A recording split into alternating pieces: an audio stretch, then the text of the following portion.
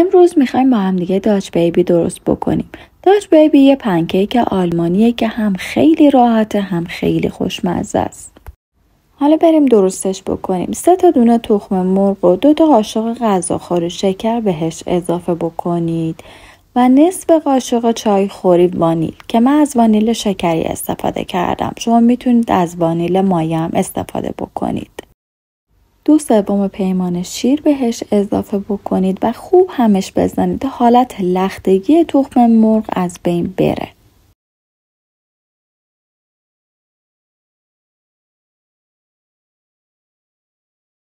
وقتی مواد خوب با هم یه دست شد، نصف پیمانه آرد الک شده رو باید بهش اضافه بکنید.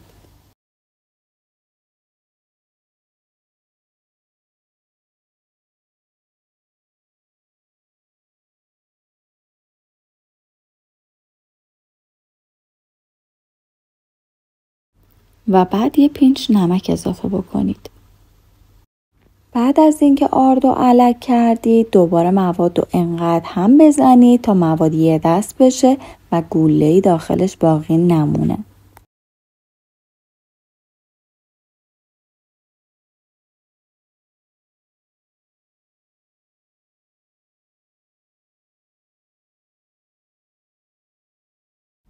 در همین حین که موادتون رو درست میکنید حتما فرتون رو بذارید گرم بشه.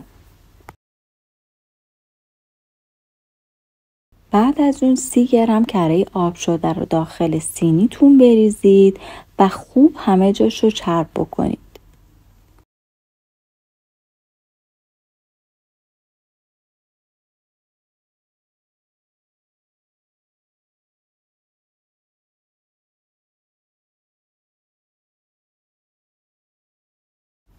و بعد موادی که یه دست شده رو با درجه 180 به مدت 20 دقیقه بذارید بپزه.